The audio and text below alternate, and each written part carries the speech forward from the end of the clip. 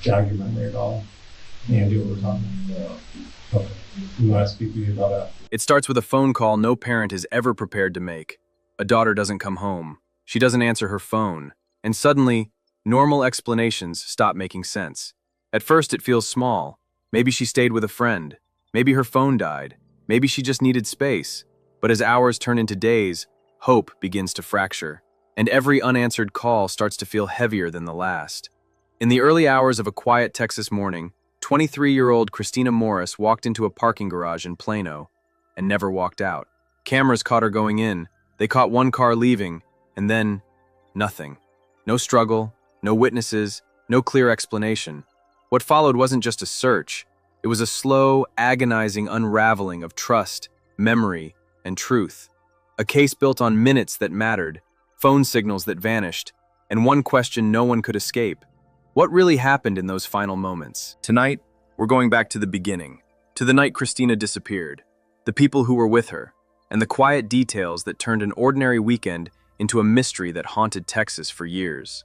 Christina Morris was the kind of person people gravitated toward. She didn't have to try. Friends said she had an energy that made rooms feel lighter, the kind of presence that made you feel seen.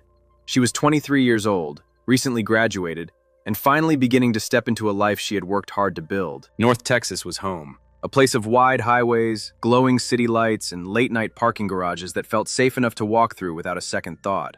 Christina had grown up surrounded by family who adored her. Her parents divorced when she was young, but that never fractured her world. If anything, it expanded it. She had two parents who loved her deeply, and later, even more family through remarriage. Stability wasn't something she questioned. It was something she lived inside. After earning her degree in marketing, Christina landed a job with an online dating company. She was excited, not just because it paid the bills, but because it put her closer to what she truly loved: photography and design. She had recently been told she might transition into the photography department. It felt like momentum, like life was finally opening doors instead of closing them. At the center of her personal life was her boyfriend, Hunter Foster. They'd known each other since middle school. Their relationship stretched back years, through long-distance phases and missed moments. For a while, Hunter chased modeling and acting opportunities in New York. Eventually, he returned to Texas, and the two moved in together in Fort Worth. But living together changed things. Hunter wasn't working consistently. He partied. Christina carried the financial weight. She was focused, ambitious, and trying to move forward. That imbalance created tension. Love was still there, but it lived alongside frustration, uncertainty, and arguments that never quite felt resolved. Marked the start of Labor Day weekend. North Texas was alive with plans. Christina and Hunter argued again that day. Nothing explosive, just the kind of argument that leaves you feeling drained instead of angry. From her car, Christina called her friend Taylor to talk it out. She vented. She questioned her future. Taylor reassured her. Christina decided she wasn't going to let the argument define her night. She took a selfie in her car, one last quiet moment, and then drove about 45 minutes from Fort Worth to Plano to meet friends from school. What started as a casual hangout slowly turned into a small reunion. They gathered first at Paulina Petrosky's apartment, before heading out to the shops at Legacy, an area filled with bars, restaurants, and nightlife. By 11:35 p.m., surveillance cameras captured Christina walking with friends down the street, laughing, relaxed, alive. Nothing about the footage suggested danger. Nothing looked off. The group moved between bars, Henry's Tavern, then Scruffy Duff, before Last Call pushed them back to Paulina's apartment. Alcohol flowed, but Christina paced herself. Friends later said she'd only had a few drinks. She wanted to be clear enough to drive home if she needed to. Emotionally, though, she was wavering. The argument with Hunter still lingered. One minute she was joking, the next she was quiet. At 2:12 a.m., she texted Hunter asking him to pick her up. She couldn't find her car keys. He didn't respond. He was out with friends in downtown Dallas and never saw the message. Christina sent more texts. No reply. She grew frustrated. For a moment, staying the night at Paulina's place felt like the easiest option. Then she found her keys, and that changed everything. Once she had them, she decided she wanted to go home. More than that, she wanted to see Hunter face to face, to talk, to clear the air. Her phone battery was nearly dead. She sent one final message. "I'm sorry, I really am. Why can't you just talk to me? Good night. I hope you're okay because I'm not. My phone's about to die." It was nearly 4 a.m. when Christina left the apartment. She wasn't alone. Enrique Arochi walked out with her. At the time, he didn't stand out. He was someone they recognized from school. Not a close friend. Not a stranger either, just familiar. Earlier that night, he'd barely interacted with Christina. In fact, witnesses said his attention had been focused on someone else. When that interest was rejected, his mood reportedly shifted. As Christina and Enrique walked toward the parking structure, a friend named Steven called her to check in. She answered. She told him they were almost at her car and promised she'd text once she got inside. She never did. Security cameras captured Christina and Enrique walking into the parking garage together. She appeared calm. There were no signs of force, no struggle. They moved out of view. 3 minutes passed. Only one car exited the garage, Enrique's. Christina's vehicle remained parked exactly where it was, locked, unmoved. She was never seen alive again. Later that morning, Christina didn't show up for work. Calls went unanswered. Her phone went straight to voicemail. At first, friends assumed she was asleep or dealing with the night before. But as hours passed, that explanation stopped feeling reasonable. Her shift ended. Still nothing. Friends contacted her mother, Johnny. She hadn't heard from Christina either. Panic set in. Johnny called Hunter. No answer. She called Christina's father, Mark. He knew nothing. By 11 p.m. on September 2nd, a missing person report was filed. Police went to the parking garage. Christina's car was still there. Inside, her purse was missing. Her phone was gone. There were no signs of a struggle. No broken glass, no chaos. It didn't look like an abduction at the car. It looked like she never made it there. Detectives started retracing her final steps. Paulina told them Christina had left with Enrique. That was the last confirmed sighting. When police contacted Enrique, he said he wanted to help, but his memory of the night was blurry.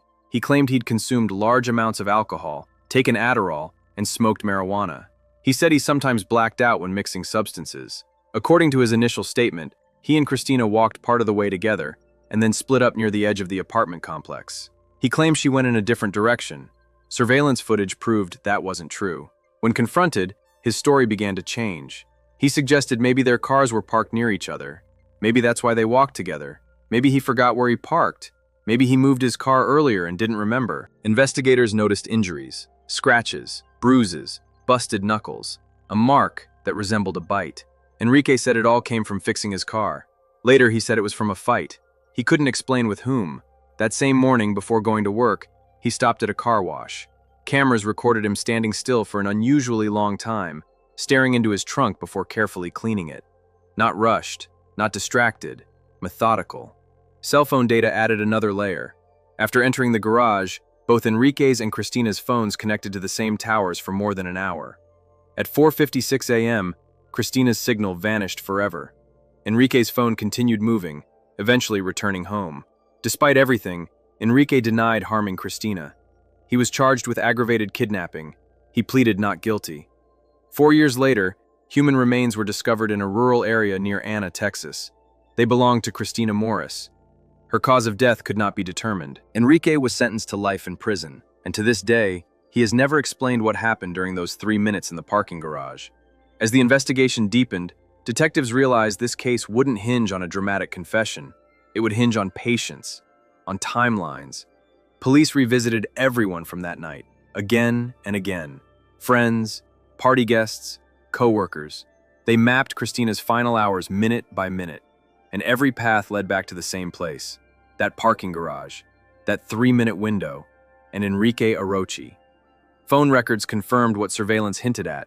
At 3:50 a.m., a call was placed from Enrique's phone to Hunter Foster. Minutes later, 2 text messages followed. Investigators believed Christina had used Enrique's phone to try to reach her boyfriend one last time. After that, there was silence. Hunter's behavior initially raised eyebrows. He hadn't answered her messages. He didn't report her missing. He was reluctant to hand over his phone. But when police dug deeper, the truth turned out to be messy, but not criminal. He was involved in drug activity that same night, which explained his reluctance. Ironically, that illegal activity provided him with an airtight alibi. Cell data and witness statements confirmed he had never been near Plano. With Hunter cleared, the focus tightened. Detectives obtained a warrant and conducted a full forensic search of Enrique's car. This time, there were no excuses, no delays. What they found changed everything. Christina's DNA was discovered inside the trunk of Enrique's Camaro. Not trace amounts, not something that could be brushed off as coincidence or casual contact. Multiple locations. Concentrations forensic experts said could only come from saliva or blood. Statistically, it was virtually impossible for it to belong to anyone else. Enrique was arrested. Prosecutors presented two possible scenarios to the jury. In one, Enrique made a sexual advance in the garage. Christina resisted. A violent struggle followed, ending with her being forced into the trunk. In the other, Enrique offered her a ride. She got in voluntarily. Somewhere along the drive, she realized something was wrong. Another advance, another rejection, another eruption of rage. Either way, investigators believed the struggle was brutal. Christina was terrified of the dark. She suffered from claustrophobia. The idea that her final moments may have been spent trapped, alone, and fighting for her life haunted her family in ways words could never fully capture. In September 2016, after days of testimony, the jury reached a verdict. Guilty.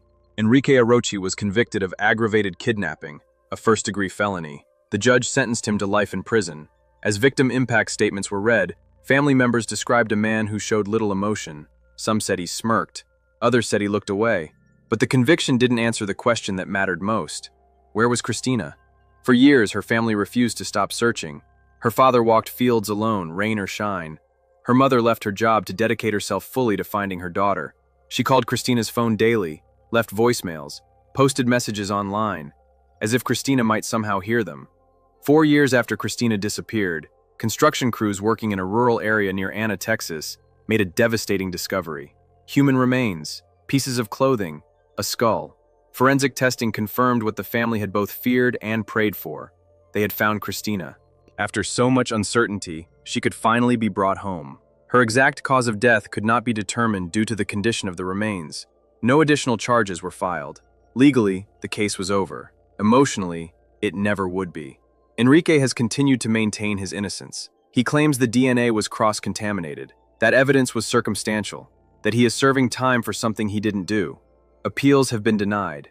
Christina's family's response has remained simple and unwavering. They will fight too. They never asked for closure. They asked for truth. And while some answers may never come, they made sure the world would know Christina's name, her story, and the life she was building before it was stolen. Christina Morris was more than a headline. She was a daughter, a sister, a friend, a woman with dreams, momentum, and a future that mattered. And her story is a reminder of how quickly an ordinary night can turn irreversible. Before you go, I want to ask you something. Do you think justice was fully served in this case? Or does the silence surrounding those final moments still leave too many unanswered questions? Let us know what you think in the comments. If you found this story powerful, please like the video. It helps more people see Christina's story.